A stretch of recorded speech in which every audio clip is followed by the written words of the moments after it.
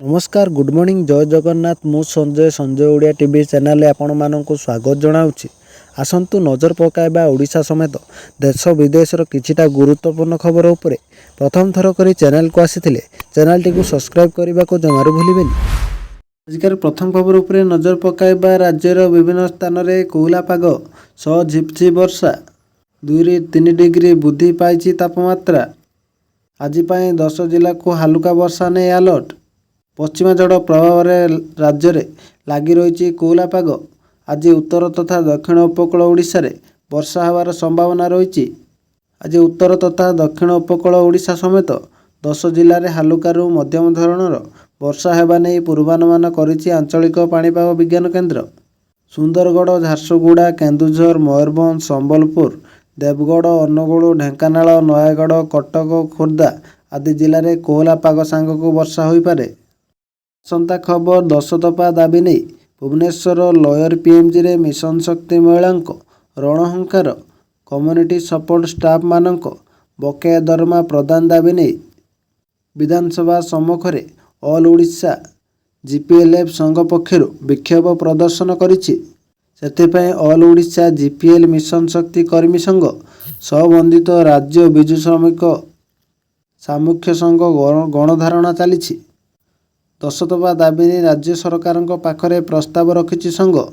जदि यही दाबीर तुरंत समाधान न हेबो तेबे आगामी दिन में ओडिशा रे थिबा 60,000 कर्म आंदोलन में सामिल हेबे बोली चेतावनी देछि संघ। आगामी खबर राज्य में स्वास्थ्य अवस्था को सुदृढ़ करने पई राज्यर सरकार विभिन्न पदक्षेप नेउछंती। एसबु भितर स्वास्थ्य मंत्री मुकेश महलिंग बड़ सूचना देइछंती। राज्यर सबु जिला मुख्यालय रे मेडिकल कॉलेज हेबो। 30 जिले में मेडिकल कॉलेज खोलिबा को सरकार प्रतिश्रुतिबद्ध बोली गृह रे स्वास्थ्य मंत्री कहिसंती। विधानसभार शीतकालीन अधिवेशन में स्वास्थ्य मंत्री मुकेश महलिंग राज्य में डाक्तर अभाव थिबा नै गृह रे स्वीकार करिसंती। या सह से कहिसंती जे डाक्तर नियुक्ति पई विज्ञापन बाहरिबो। 3000 पारा मेडिकल स्टाफ नियुक्ति पई विज्ञापन बाहरिबो। परवर्ती खबर आलू पाई पश्चिमबंग में शुभुची ओडिशा सपक्ष नारा। ओडिशा और अन्य राज्य को आलू देवाकू अड़ी बसिचंती बंग व्यवसायी किंतु एबे भी जिद रे अटल ममता सरकार। तेणु पुणी थरे आंदोलन को ओह्लाइबाकू सजबाज होउचंती आलू व्यवसायी और शीतल भंडार कर्मचारी।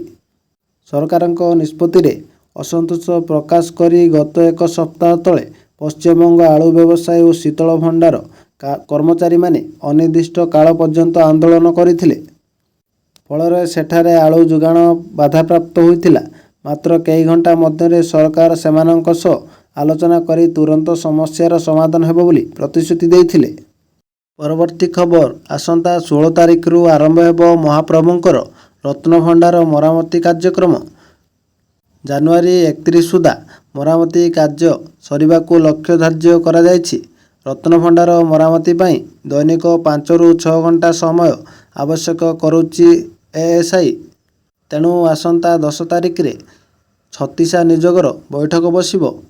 महाप्रभुंको नीतिकांति प्रभावित न होई मरामती पाई समय बाहर करा जिबा संपर्क में उक्त बैठक रे आलोचना हेबो बोली जणा पड़िछि।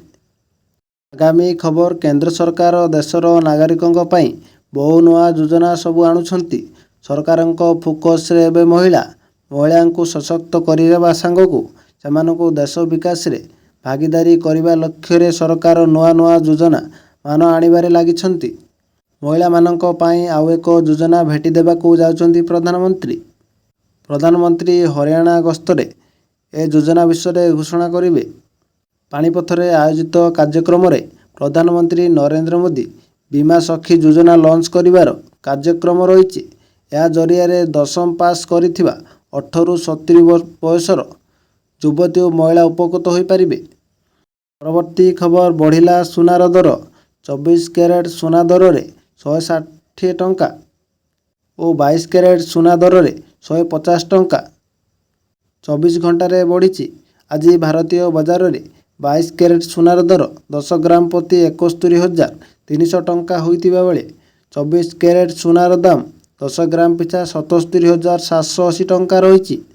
सेहीपरि भुवनेश्वर रे 22 कैरेट सुनार दर 71,300 ଟଙ୍କାରେ ପହଞ୍ଚିଥିବା ବେଳେ 24 କ୍ୟାରେଟ୍ ସୁନାର ଦର 77,780 ଟଙ୍କା ହୋଇଛି।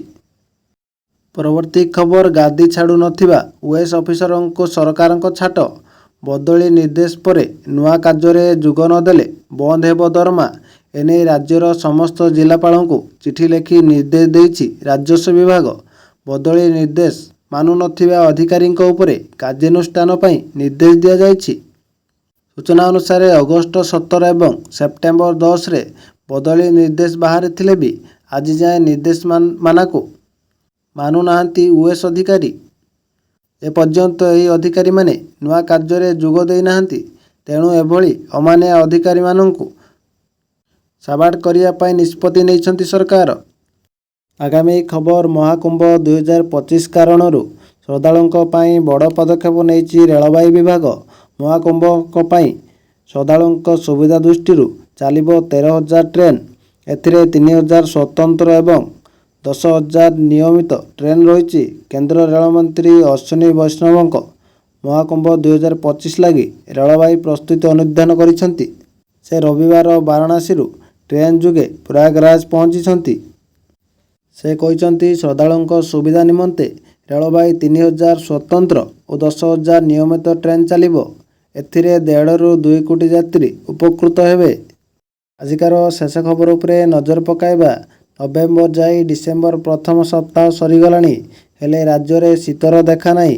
ପ୍ରତିବର୍ଷ ଏହି ସମୟରେ ହାଡ଼ଭଙ୍ଗା ଶୀତ ଅନୁଭୂତ ହେଉଥିବା ବେଳେ ଚଳିତ ବର୍ଷ ଶୀତ ଉଦ୍ଭାନ ହୋଇଯାଇଛି।